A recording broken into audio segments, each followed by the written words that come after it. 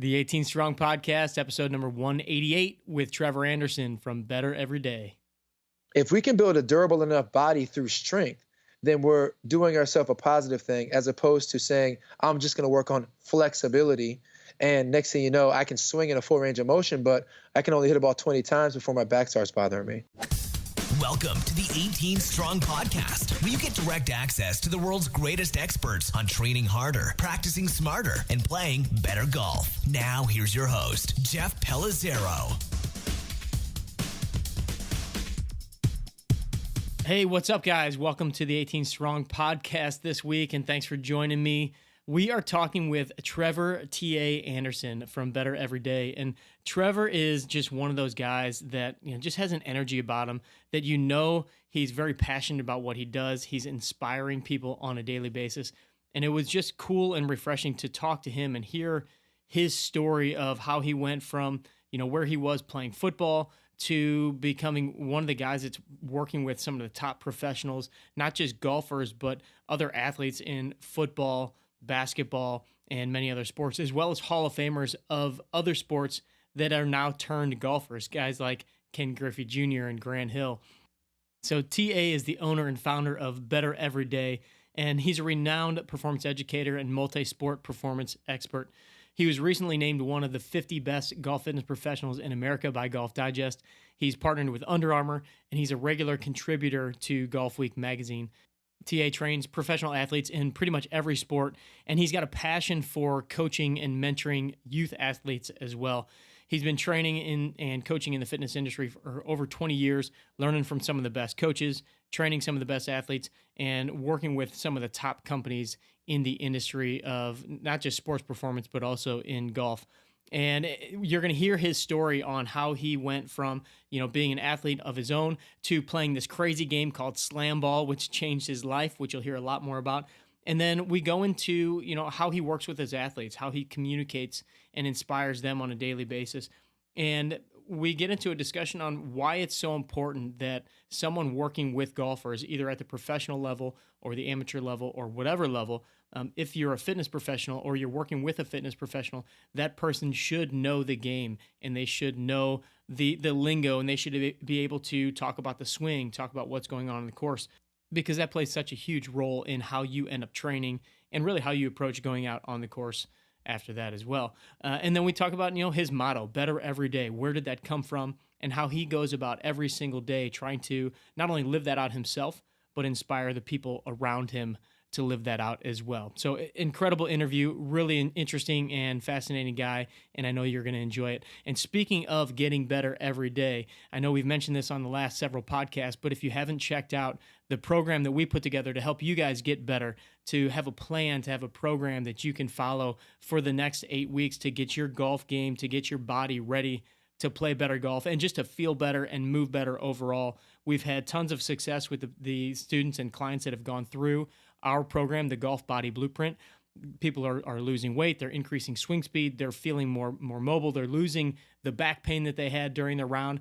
So we've had just a ton of great feedback. So if you are looking for just a step-by-step approach to getting better and feeling better this golf season, hitting a ball farther, whatever you're looking to do, it's a magic pill. It's going to do it all. No, but check out the golfbodyblueprint.com, and you're going to see an 8-week program. It's fully laid out for you, step-by-step instructions. It's got a full calendar of what you need to be doing every single day. It's got mobility. It's got overspeed training, high-intensity workouts, strength workouts, everything that you need in one small package. And we've seen a lot of great success. So if you're interested in something like that to get your golf season started right this year, check out golfbodyblueprint.com. All right, let's jump in with TA, and let's hear his amazing story and how he's working with his athletes.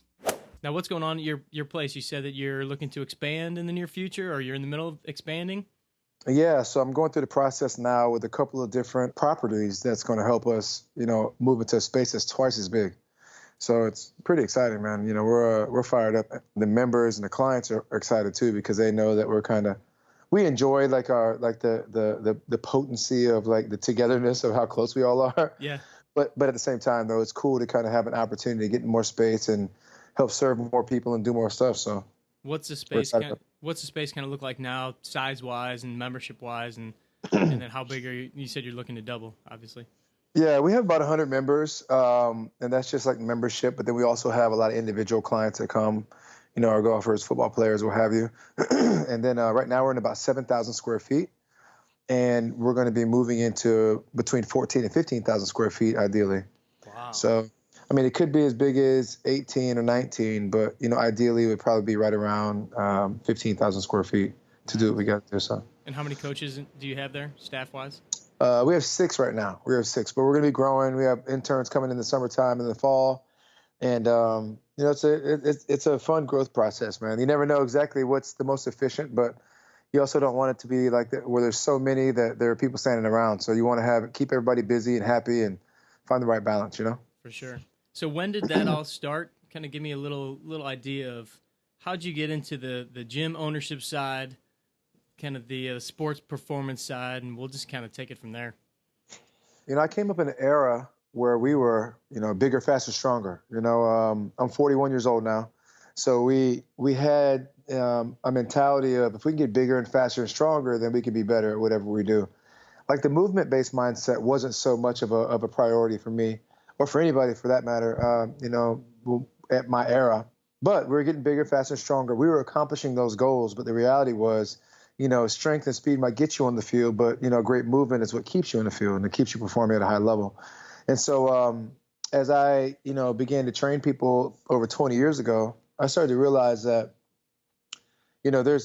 I know I have my own goals and missions and visions of what I'm trying to accomplish, but there are a lot of people out there that are trying to do the same thing. And if I can't necessarily accomplish it myself, or while I'm not working to accomplish it myself, I can be helping other people do that. So I started to find that I was just doing exercise and fitness and performance just because I liked it before. But then I started to realize as people came to me, like, there's a really great opportunity for me to actually do this for a living. So I kind of did it alongside other things for a while. And then finally, I decided, okay, this is what I'm going to do full time, and that's it. I'm going to spend my time and dedicate it to this business. The ownership thing came about by me joining someone else's culture, becoming a big and integral part of it, and then ultimately buying the gym that I had been working at for several years. And that's how I became into my first ownership opportunity. Was that more the general fitness area, or was that the sports performance, or where were you at that point? Well, it was general fitness for the most part when I walked into there. But what I brought to the table was the sport performance aspect. I worked with kids. I ran basketball camps and football camps and speed camps, and I did so much with the youth. I used to be a school teacher at one point, and I just did so many different things. And I've always loved working with kids. Worked at the Boys and Girls Club as a teenager growing up and while I was in college, and everywhere I went, I had the opportunity to be able to continue to build people's athleticism and movement, but also add and incorporate the element of competition as well. So started doing that. And then when I brought that sport performance aspect to the table, it really was a great value add for the company that I was working with. And, as that grew and built, there was an opportunity to transition to where I could actually make it my place and then put my own little spin on it. And that's what I did. Cool. Sounds like you're kind of a natural born teacher, and then to bring in all the athleticism and your background. Actually, I want to dig into your background a little bit in the sports, in the sports arena, because I know that you've got, some basketball, but you got to tell me the story about slam ball and explain what slam ball is first. But I want to know more about Trevor Eagle Anderson. Yeah, man. Slam ball it came about because I was playing pro football, and then I had a guy that I would, train with in the offseason, a good friend of mine. And he said, hey, man, and I hadn't signed with a team this particular year. It's 2003. And he said, ATA, I have 2 things for you. He had just signed with an arena team. And he said, hey, man, he said, we need some big receivers. And I told my coach about you, and he wants to bring you in. He said, but I got something else for you, too, I want you to consider. I said, what's that? He goes, I want you to consider, a good friend of mine asked me if I knew anybody that would be a good fit for slam ball. I said, slam ball? Now, this was after watching the first season on TV, and I remember it was like this spectacle. I go, the first 2 things I saw was, wow, these people are completely out of their mind. And number 2, like, wow, how neat is that? Like, how awesome of a concept is this? And what happened was my friend had been working on some of the movies like The Replacements and things like that. And so the same guy who coordinated all the like athletic and, stuff for The Replacements, that football movie, he was the same guy that also put together the athletes for slam ball. And so I had an opportunity in that fashion to go over and do a tryout. At the time, slam ball had gone to 5 cities around the country, and Orlando was one of the last cities that they came to. And so I said, all right, I'll go give it a shot. It was 2 weeks before they wanted me to come up for football.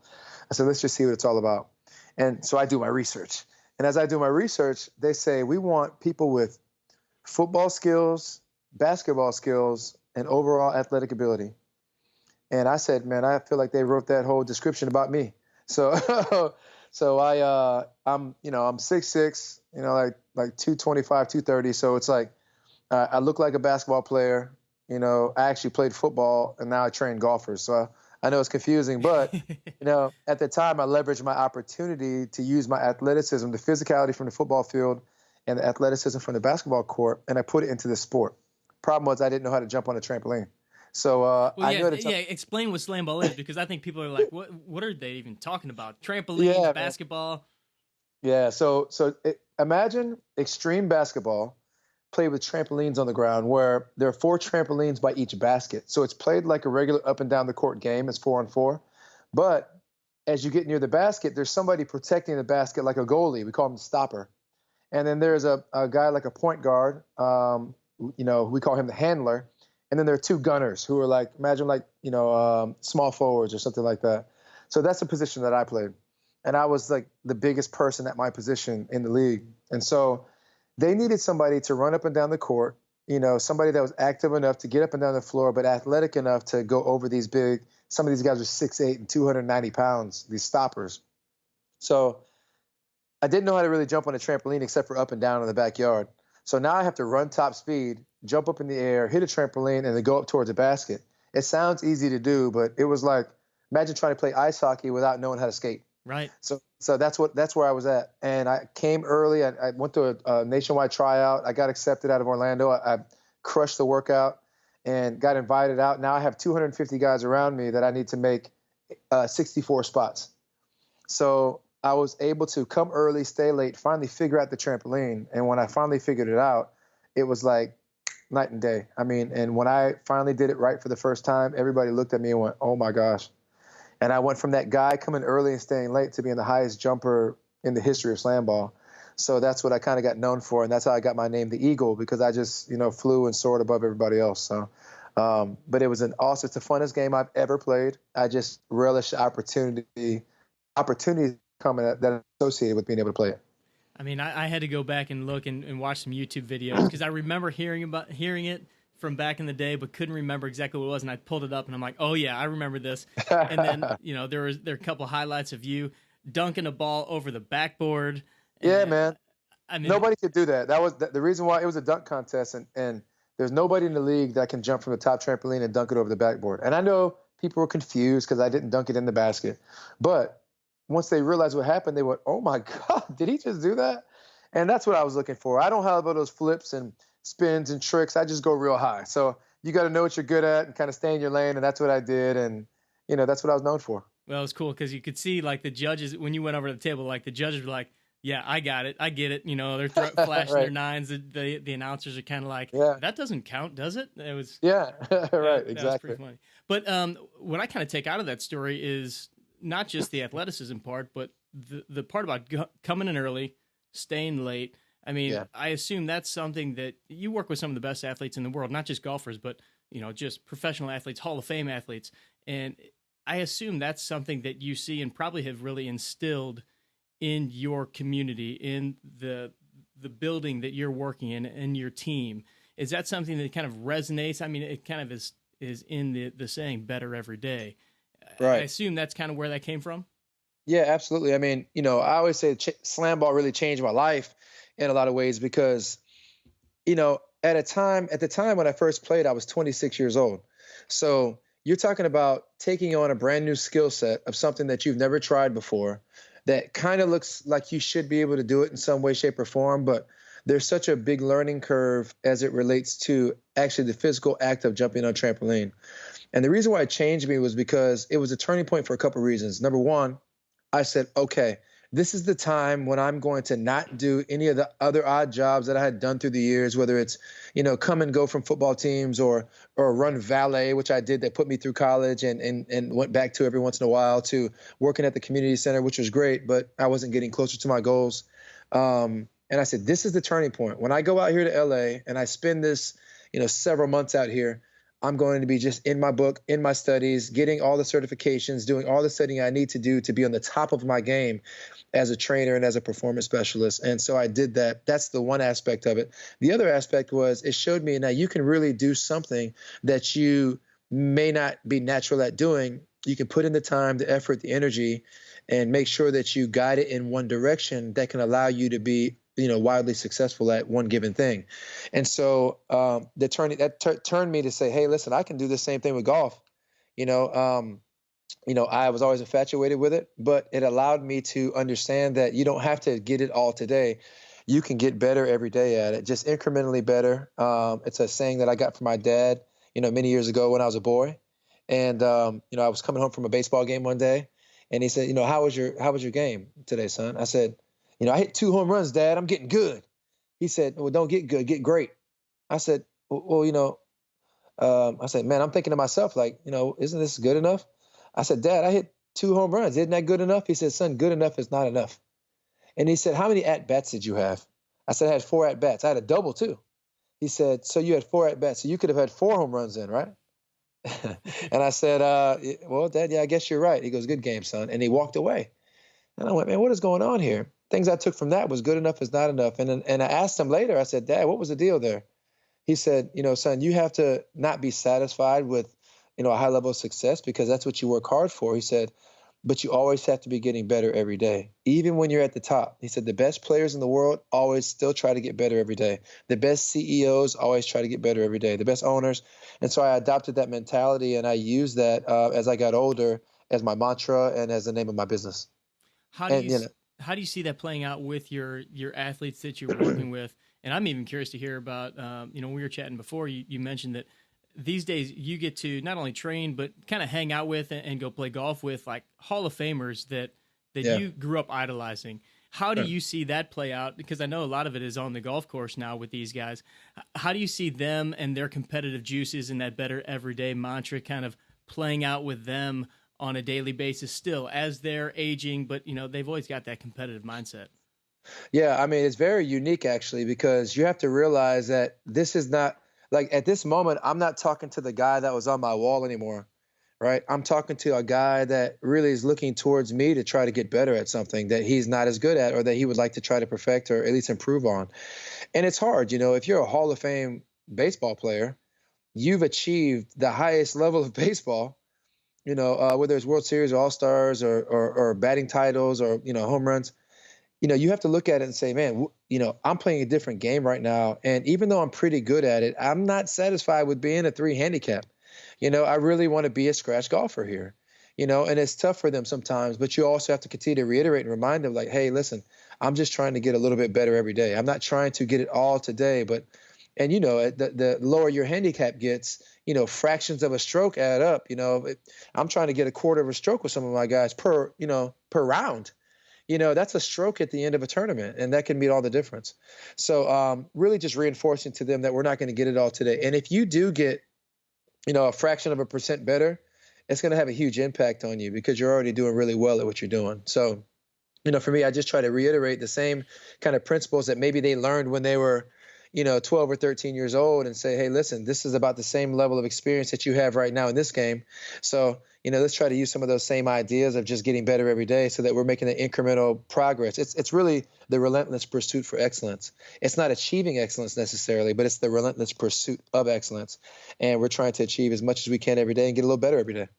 I would imagine there's kind of a strange balance there because those guys getting to the top of the level of whatever game they played, they understand that. They understand the piece of progressing and getting better, but they also, I'm sure, get frustrated like, come on, man, I'm one of the best athletes ever, and I can't get this stupid white ball to go where I want it to go, right? So I imagine you've had some pretty interesting conversations out there in the course with those guys. Oh, yeah. I mean, somebody like Griffey, like Ken Griffey Jr., who he's named the kid because he was a 19-year-old kid in Major League Baseball, 18-year-old kid, and I was like a freshman in high school. So the reality is, as adults, we're not that far apart in age, but I was a freshman in high school and he was in the big leagues. And I'm like, man, and I'm looking at him going, he can do it, I can do it too, and I love baseball. But we talk about now, the conversations we have now are about, how do impact positions, how are they similar in the baseball swing and the golf swing, but how are they different? And how can I learn from my baseball impact position to allow me to be valuable on the golf course at impact, even though the planes are different and the impact, areas are different and the hitting zones are different. But you'd be amazed at how many similarities. Griffey always talks about balance at address. Now he's talking about baseball swing. Balance at address, smooth transition, not a jerky transition, stability at impact, and then finishing in balance. And to me, it sounds like we're talking about the golf swing. So there are so many similarities. And then you have somebody like, say, Grant Hill, who just got inducted into the Hall of Fame. Grant is more of a beginning golfer who says, man, I really love this game and I really want to get better at it. And even today, we're talking about how, his transition and his sequencing is looking so much better. As before, he was just throwing the club around with his arms and, could never find consistency. But we talked about concepts that he didn't know. I said, the more you start understanding about the game, the better your game's going to get. Today, we talked about, I said, if the ball's above your feet and you're getting ready to hit it, and you're a right-handed player, I said, which way is this ball going to have a tendency to go? He had no idea. Right. I said, that ball's going to turn left on you if you're hitting a straight ball. I said, if it's below your feet, it's going to turn to the right. He's like, man, I had no idea. So, sometimes it's just the simplest little things. It's not what you can't do necessarily, but what you don't do. And what you don't do is often just restricted by information that you don't yet have. Yeah. So once you get the information, it's a lot easier to kind of fast track that learning process to get you to a better place in the game. Hey, let me jump in here real quick and say thanks to our sponsor for this week's episode, Super Speed Golf. And I've actually got Mike Napoleon on the line here to help us bust a few myths regarding swing speed, overspeed training, and how you can gain more distance in your golf swing. And Mike, one of the questions that we often hear is, why is it so hard to hold the angle that you see these tour players have at impact? So I'm going to let you go ahead and take that one.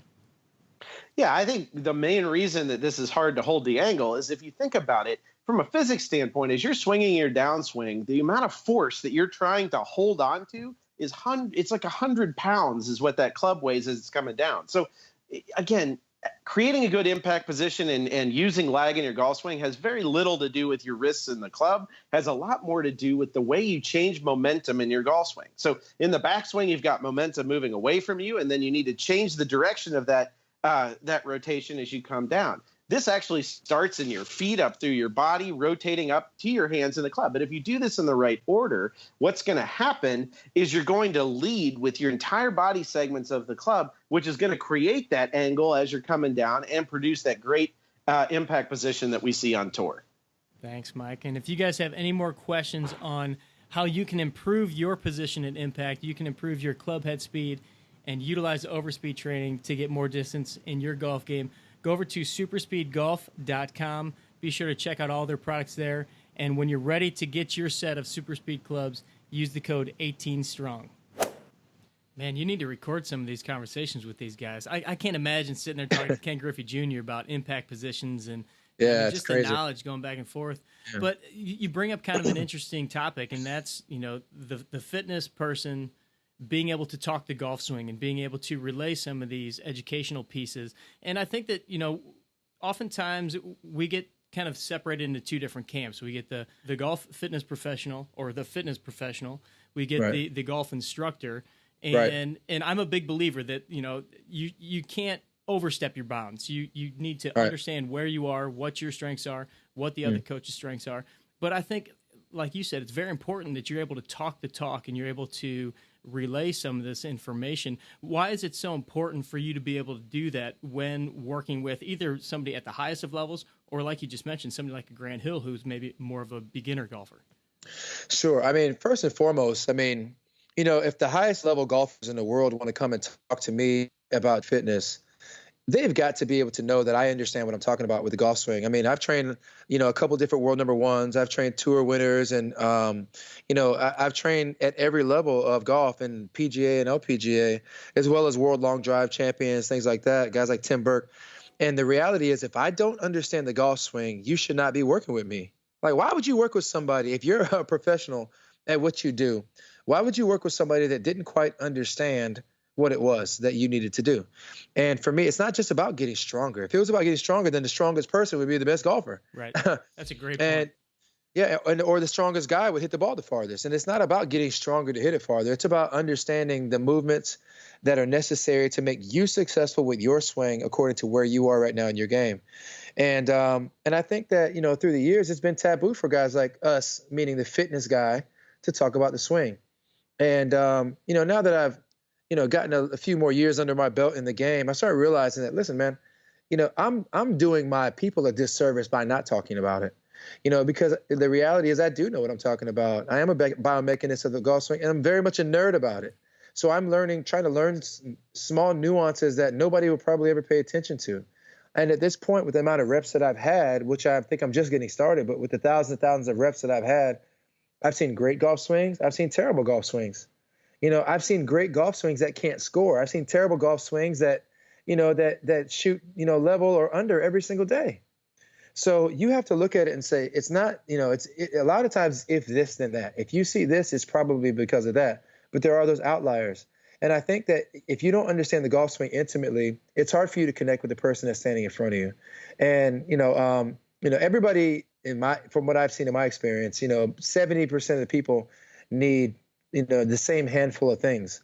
But it's that top 30% that is specific or, really pertinent to exactly what they are doing in their swing. It's my job as a movement specialist and performance specialist to identify what that is and make it happen. The golf instructor, they are unbelievable at the what. Here's what you're doing. Here's what I need you to do. You're doing this. Stop doing that. I need you to do this, But there are some brilliant instructors out there that really understand the why and the how. See, I'm the why and the how specialist. Instructors like I work with David Ledbetter for years. And one of the things that impressed me the most about him was the fact that he was very concerned with why something was happening in the swing, not just that it was happening. And he would defer to me often and be like, hey, man, what do you think about this? And I'd be like, listen, here's my opinion on this, David. This is what I've seen in my experience. And then we would connect like that, or I'll go spend some time with somebody like Sean Foley. Oftentimes you share clients with people and stuff like that, right? So I would go out and sit on a lesson with Sean and I just love listening to this guy talk, because he doesn't only talk about dynamics of the swing. He talks about the whys and the hows. Here's why this is happening. Here's how we're going to fix it. Here's what we're going to do to combat that. And I think that's the real golden ticket. That's how you bridge the gap from the physical side to the swing side. And I think that coaches are starting to get a better idea and understanding of how to do that, because they're listening to more of us biomechanists and movement specialists to allow them to get better at what they do. And we're listening to more of the golf instructors to get better at what we do. So it's a nice relationship. Yeah, I think you said it best. Some of the best instructors that I've come across are the guys that want to come and ask questions from the fitness person, the medical person, like, right. Hey, Jeff, this is what I'm seeing. What do you think could be causing that? Or how can we can we do something like that? So you mentioned David Ledbetter, Sean Foley. Are there any other people that you really have learned a lot about the golf swing, either for your own personal game or just, regarding what your clients are doing and how you look at them? Anybody else in that little group there? Yeah, I want to mention somebody that that nobody will probably ever know. But I've learned more about how to play the game and understand a shot rather than how to hit a shot from this guy than anybody else. And his name is Mike Cook. And Mike Cook is a guy. He was a longtime member at Bay Hill.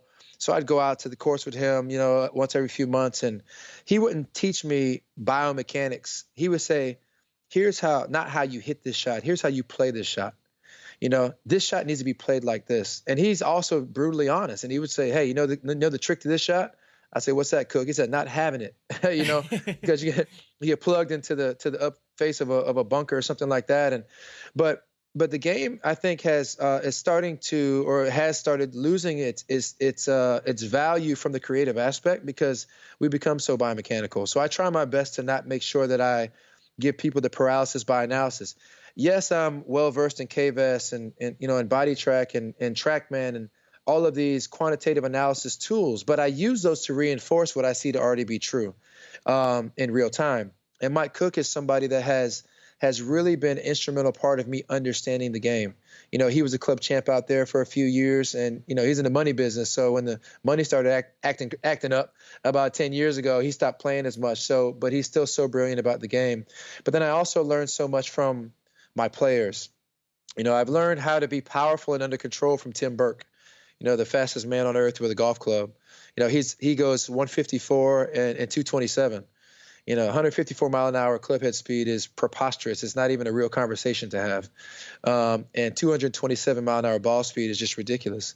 You know, but then I've learned from people like Lydia Ko, who I worked with for 3 years, of how to have so much finesse and still be in so much control and have so much balance, but be able to hit every shot because of that tempo, because of that rhythm. You know, I learned something really, really great from one of my kids who's on the tour now, Emiliano Grillo. You know, Grillo, I asked him a question. I had him in high school, you know, and I said, I asked him a few months back, you know, how has it changed how you practice and how you prepare and stuff like that? And he kind of thought about it for about 5 seconds. And he said, you know what, TA, I only work on 2 things now. I said, what's that? He goes, I work on what I'm bad at. I said, okay, that's understandable. I said, what else? He goes, I work on what I'm really good at. I said, really? He said, yeah, because what I'm really good at is what got me here. So I have to continue to be really good at what I'm really good at. He said, and then I have to bring up kind of like the GPA of the stuff that I'm not doing so well. And I thought that was just such a profound statement to make for a young player, that he understands that everything in between will kind of start to take care of itself. And, you know, he's a wildly successful, you know, young player out there in the tour, and one of the guys that represents the future of the PGA Tour. That's so cool to hear, you know, just the different pieces and being able to take away from somebody like Lydia versus somebody like Tim, who, you know, they've obviously got 2 way different styles of swinging, but to be able, I mean, that's the beauty of the game. There's so many different pieces that we have to put together. I'd like to maybe kind of touch on your performance side, your sports side, your golf side. You know, all of this kind of comes together in your gym setting, you know, putting all this together so you can then get your players to go out on the course and play at their best.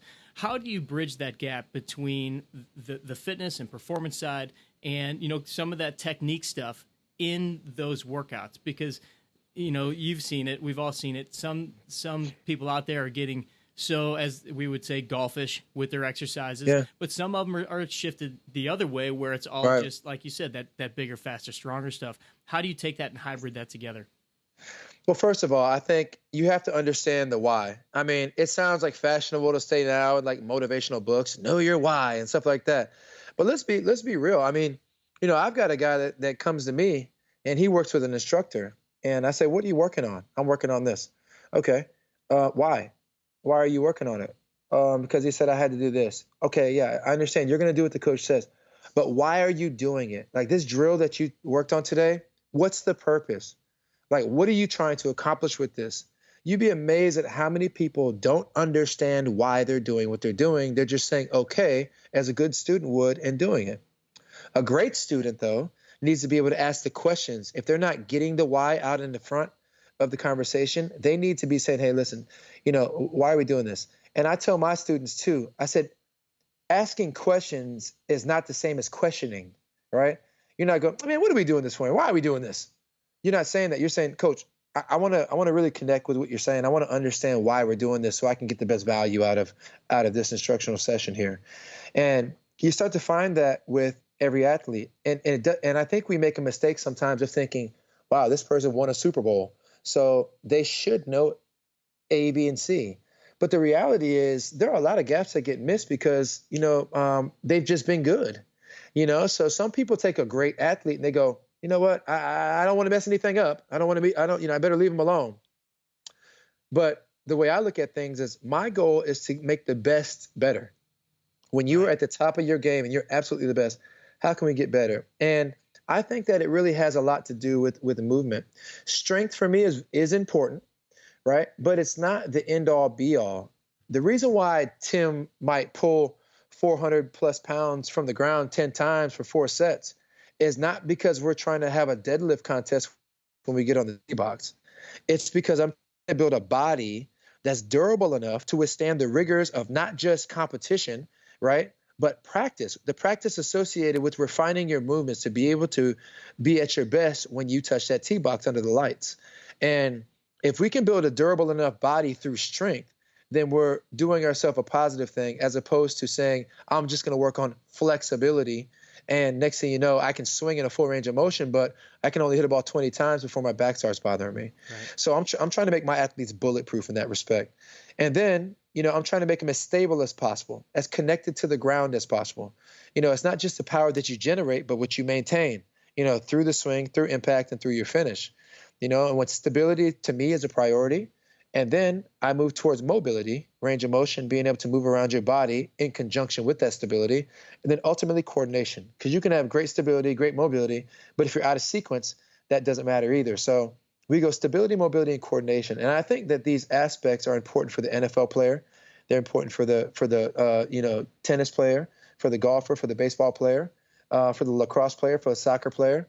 If you can get stable, be mobile, and then be able to demonstrate that with an element of speed and sequence through a range of motion, I think that you're really upping your athletic GPA. And if you can do that, then you have a better shot at whatever your activity is. For sure. And I know you've got some different resources that you use, some partners that you have in Pro Bar Mobility, TRX. How do you use some of those different tools to kind of facilitate that, that hybrid of stability, mobility, coordination? Yeah, so I've been working with TRX since 2009, and they're one of the most amazing companies, not just because of some straps that are hanging in your gym, right?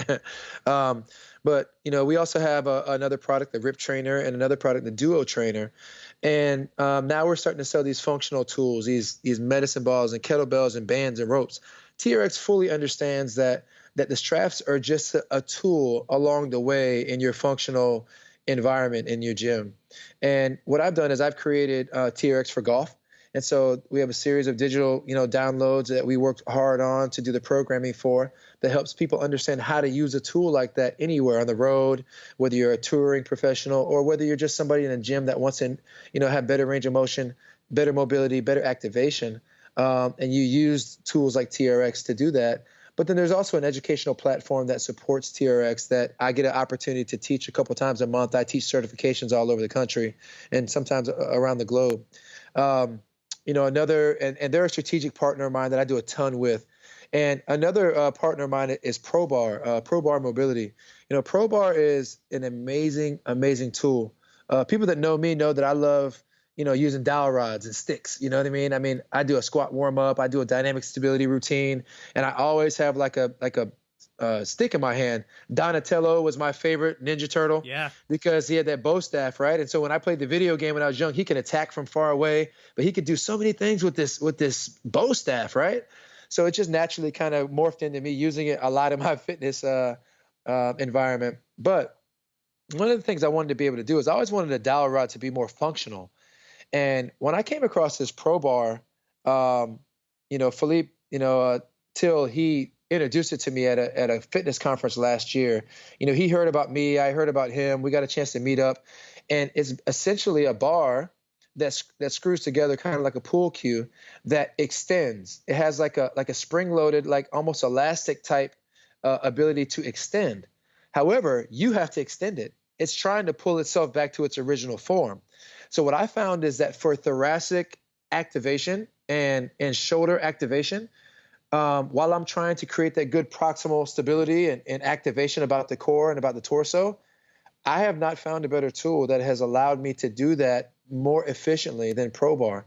And it's an amazing tool to use, not just for you in the gym as part of a big workout, but just as a tool that you can take to the range and get yourself prepared before a round of golf. And what I found is that it improves my golfers' performance, because I know that if I can flip all those light switches on, then I can light the whole room up.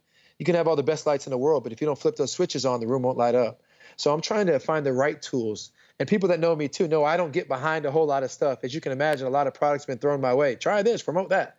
But I truly believe in this product, and you'll see me using it more and more and more all the time, and finding more unique ways to use it to really help enhance the performance of my athletes. Yeah, it's a pretty cool tool. I've got one here. Philippe sent one my way, and it's like you learn a different way to use it every single day that you're using Yes. it, right? And it just kind of challenges you in ways that you can't imagine just moving that stick around, but with that little extension of it or pulling it apart, it really does, like you said, light things up. Sure does. If somebody would have told you 20 years ago that you were going to be running a golf performance center, working with, Ken Griffey Jr., you'd be sponsored by Under Armour, you'd be doing stuff for Golf Week. I mean, what would you have said had they told you that 20 years ago? Well, I wouldn't have believed it, but ironically enough, it all comes full circle. I mean, I always loved just smashing things. I love hitting home runs and trying, I thought it was cool because a golf ball goes a lot farther than a baseball. So I used to hit golf balls with aluminum bats. I know I shouldn't have probably done that, but it was awesome, right? And so when I got to college, my college roommate was a big golfer. And I said, man, I need you to teach me how to play because I just want to hit it as far as I can. So he took me to the range a couple of times, and I realized how terrible I was because I was trying to be this amazing athlete that can do everything else, but I didn't know how to refine it to be able to put face on ball. But I kind of got really infatuated with it, and I said maybe one day, and I hit one straight one time, and it was really far, to the back of the range. I said, man, one day I want to do this long drive thing. 20 years later, I meet Tim Burke, and now I'm working with the top long driver in the world. I've got Griffey on my wall, and I watch, Grant Hill on, TV, and, the whole time when they were playing against Michigan and the, Fab Five and all this stuff. And now here I am, 20 years later, here doing stuff with them, or 25 years later for some of these cases, doing stuff with them, alongside them, helping them, working with their kids and their families. And it's just an amazing opportunity. But I accept it gracefully. And I'm so grateful for the opportunity to do that. And I don't take it for granted. And I'm always trying to make sure that I can do the best I can for those guys, so that, when they leave me, they leave better at whatever they're trying to accomplish. I love it. All right, TA, we got a couple wrap-up questions here for you that I know are coming. So I'll just start firing, all right, firing away. Yeah. Caddyshack or Happy Gilmore? Man, I'm such a nerd. I got to go with Happy Gilmore because and I've done this actually before too. I've actually slowed down frame by frame some of those scenes on Happy Gilmore and watched Adam Sandler step into it and watch his hips and his lower body dissociation and how his upper body comes through and how he puts face on ball. And I said, dude, this is so amazing to me. And I'm just such a nerd about sequence. I love rotation. And so Happy Gilmore 100% of the time for me. I love Caddyshack, don't get me wrong. But Happy Gilmore definitely takes the cake for me. Yeah, Adam Sandler, he's pretty legit when he's swinging that thing. Yeah, he's going after it. I mean, and if you don't think so, try it yourself, and you realize how hard it is to do what he does. And but what I also realized, hockey players, they actually have a great concept of face on ball, and they always seem to be able to square it up, and then they hit it far.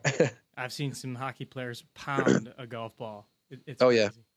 All right, we just found out this week that the Zurich Classic is actually going to be doing this, the walk-up song to the T-Box. Yeah, so right. What's TA's walk-up song? I would probably have to say, because I always think I look so good on the golf course. Even if I don't play well, I say, man, I look good. If there was a contest for this, I'd probably be at the top of the list. So it'd probably be So Fresh, So Clean by Outkast. And I'd probably walk out a little bit slower pace than normal. There'd be no caddy race or anything from my side of things. It would just be walk out smooth, walk out easy, and stay on beat. And I think that would be my song. Decked out a little Andre style? Or no? Yeah. I used to adopt, and me and Andre, I think we're closely related somewhere down the line. I'm very much like him, and he's my all-time favorite hip-hop artist is Andre 3000. Yes, sir. All right, my man. If you could play 18 holes of golf with anyone in the world at any place, who would it be and where would it be? Oh, that's a good question. It would probably be Barack Obama. And the reason why I say that is it's completely not political, but it is because, he was an interracial kid 15 years before I was an interracial kid. So when I look at what he was able to just accomplish by being able to get to where he got to become the president of the United States or the president of the, Harvard Law Review or what have you. I mean, the accomplishments that he had, that he earned on his own were amazing at a time when a black dad and a white mom were not fashionable. And so here I'm that same kid 15 years after him saying, man, he's able to do this. And it just inspired me. And I just want to kind of talk to him about his path and what it was like being 15 years older than me when it was much less fashionable than the early 70s to be together for an interracial couple, and how he dealt with those things. And then probably play somewhere like a destination place like Bandon Dunes or something like that, where you kind of get off the grid a little bit and just kind of go after it and enjoy kind of like the nature of things, and just really have good conversation. I'm sure that would be a phenomenal round of golf. And I hear Bandon Dunes is one of the top places to go for sure. Indeed. All right, man. What has you most excited? You've got so many different things going on. What has you most excited right now in your career, in your path, and everything that's going on? Well, first and foremost, my opportunities to expand my gym. We've been blessed with the opportunity to grow at a rate that would allow us to be able to take on more space and take on more people. So, we have our golf athleticism golf lab there. We'll have a full basketball court, some indoor turf for my NFL guys and people to be on the turf, batting cages for my Major League Baseball guys to hit in and field in, and then still have our physical conditioning environment. And, it's really been a awesome ride so far, but I just been keeping my mind positive and been keeping myself ready for the next step. And now it seems like it's organically and naturally coming our way. So besides that, just, about my online program that I just launched is, I've got good people around me that were on my case for a long time about doing this online program. And, for me, it just makes sense. I can't work with everybody on site and in person all the time. So for people to be able to kind of see what I do from afar and still be able to benefit from it, I think it's a win-win for everybody. So that's something else I'm really excited about. Very cool. Any last pieces of advice for the 18 Strong community? I just say, there are going to be a lot of things that are in front of you. And, we kind of, as the older we get, the more we start playing percentages of playing things safe and things like that. I think you have to do it scared. I really do. Jeff, I think you have to really do it scared once in a while, because, you're going to miss 100% of the shots that you don't take. And when we don't really fail, we just kind of learn a little bit more, every time, even if we fall a little bit short, and then it helps you prepare for the next time. I also think that, you got to do it tired. Everything that we're working for, it's going to fatigue you in some way, shape, or form, whether it's mentally, emotionally, physically. Now, once we start fatiguing, that's when the greatness starts coming out. I always say you get your mental toughness through your physical challenges, and you've got to go through something physical, so you can experience how to get over a hump with yourself, because when that mind takes over, your body's trying to shut you down, but you've got to overcome it. And that's just really kind of indicative of everyday situations in everyday life, family, fitness, faith, whatever it is, finances, all of that kind of is in the same line. And the bottom line after all that is just make sure you're getting a little bit better every day, because, getting it all today is just probably not going to happen. But if you're committed to not letting great be the enemy of good, right? We've heard it the other way around. Don't let good be the enemy of great, meaning don't settle. But you also can't let great be the enemy of good, meaning you can't let your quest for excellence make you miss all the good things that you're doing along the way that are helping you really get better and better and better at what you do. So you have to honor the path as opposed to just the destination. And for me, that's something that I've kind of stuck to and has really helped me along the way. TA, I can't thank you enough for the time today. So much great wisdom, so many great conversational pieces here that I think the 18 Strong audience is going to love. So thanks for taking the time, and we'll be in touch very, very soon. I really appreciate it. And if they want to see me, Jeff, then if they want to reach out on social media, which I'm pretty active on Twitter and on Instagram, they can go to TA2 Claps, TA, the number 2, and then claps like this, TA2 Claps. So that's my little trademark, and I look forward to reaching out to everybody and everybody reaching out to me, and let's have some fun with this thing. All right, that's it. Thanks for joining us this week on the 18 Strong podcast. If you want any more information on anything we talked about in the show, you want to find out more about TA and his company, Better Every Day, or his performance center, just go to 18strong.com and look up episode number 188. We'll have all the links to everything, the Pro Bar, the TRX, all the stuff that TA talked about in there as well. Once again, thanks to our sponsor for this episode, Super Speed Golf. Be sure to go check out superspeedgolf.com and use the code 18strong for your discount. And of course, if you're looking for a program to get you jump-started this year to feeling better and playing better golf, check out the golfbodyblueprint.com. All right, that's all we got here for you on the 18 Strong podcast this week. If you're not subscribed to the podcast on iTunes or Stitcher or wherever you're listening to this, please do so and leave a rating and review. We always appreciate those. We read every single one of them, and it always helps to spread the word of the 18 Strong podcast. So thanks again for joining us. We'll catch up with you next week with another great episode. Train hard, practice smart, and play better golf. Thanks for listening to the 18 Strong podcast at www.18strong.com. And remember, train hard, practice smart, and play better golf.